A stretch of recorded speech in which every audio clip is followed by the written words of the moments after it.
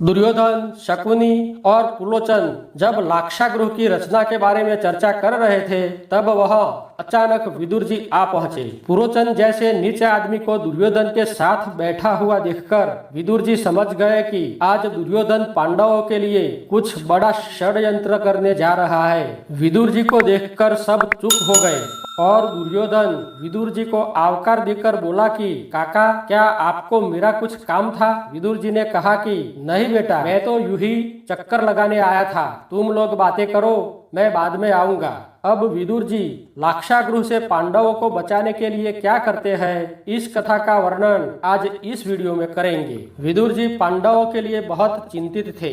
वो शाम को फिर से दुर्योधन के महल पहुंचे और बोले कि बेटा, ये पांडवों ने राज्य का बड़ा हिस्सा ले लिया। न जाने ये कुंता डोसी 5 लड़कों को कहां से लेकर आई है और वो कौन है वो भी हम अभी तक नहीं जानते। बेटा, राज्य की दौर ऐसे लोगों के हाथ में सौंपना मुझे उचित नहीं लगता, इसलिए मैं तेरे पास आया हूँ। दुर्योधन ने कहा कि काका, आप तो पांडवों के साथ हो और उनके ही शुभ चिंतक हो। उस दिन आपने ही पांडवों को राज्य का आधा हिस्सा दिलवाया था, इसमें मैं क्या करूं? विदुर जी बोले कि बेटा, तूने भीम को जहर दिया था, इससे गुस्साया भीम तुझे मार रहा था। अगर मैंने पांडवों को राज्य का आधा हिस्सा नहीं दिलवाया होता तो भीम तुझे मार डालता। मैंने तो भीम से तेरा जी बचाने के लिए उनको राज्य में हिस्सा दिलवाया था, लेकिन मुझे अच्छा नहीं लगता। दुर्योधन ने कहा कि काका, आप सच में मेरे साथ हो तो मेरे सर पर हाथ रखकर खाओ मेरी कसम।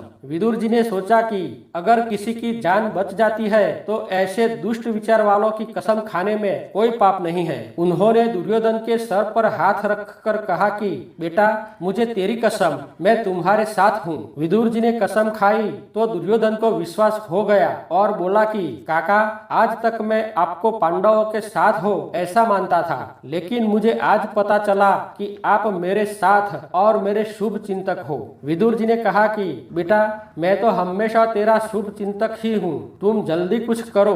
अगर मेरी मदद की जरूरत है तो भी बोलो। दुर्योधन बहुत खुश हो गया और लाक्षागृह बनाकर पांडवों को जला देने की योजना विदुर जी को बताई। फिर जहाँ लाक्षागृह बनता था वह देख रेख के लिए विदुर जी को भेज दिए। विदुर जी लाक्षागृह पहुंचकर सेवक और मजदूरों को मिले। पुरोचन दिन के समय तपस्या करने नदी तट चला गया। ऐसे समय में विदुर जी को सेवक और मजदूरों के साथ बात करने का अच्छा मौका मिल गया। उन्होंने मजदूरों को पूछा कि तुम जानते हो ये महल क्यों बनाया जाता है? सेवकों ने कहा कि नहीं महाराज, हमें कुछ पता नहीं है। विदुर जी ने बताया कि ये महल पांडवों को जलाने के लिए बनाया जा रहा है। बोलो, पांडव इस महल में जलकर राख हो जाए, इसमें तुम राजी हो? सेवकों ने कहा कि नहीं महाराज, पांडव तो देव समान है, हमें कुछ करके उनको बचाना चाहिए। विदुर जी बोले कि अगर आप पांडवों को बचाना चाहते हो तो एक काम करो, किसी को पता भी न चले, इस तरह महल से यमुना नदी के तट तक एक सुरंग बना दो।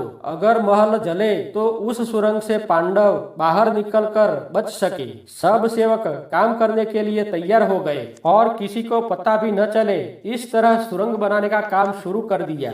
देखते ही देखते कुछ दिनों में सुरंग तैयार हो गई। विदुर जी ने इस सुरंग पर बड़ा पत्थर रखवा कर सुरंग बंद करवा दी। उन्होंने एक भगत आदमी को सुरंग जहाँ नदी तट निकलती थी वह खादी के कपड़े और अपनी हीरा जड़ित अंगूठी देकर बैठा दिया और उसको बोला कि सुरंग से जब भी 5 आदमी और उनकी माता बाहर निकले तो एक कपड़े और अंगूठी उनको देकर कहना कि ये तुम्हारे विदुर काका ने दिया है। जब लाक्षागृह जला तब पांडव उस सुरंग से बाहर आए और बच गए। मित्रों, विदुर जी ने ऐसी विदुर नीति करके पांडवों को बचाया।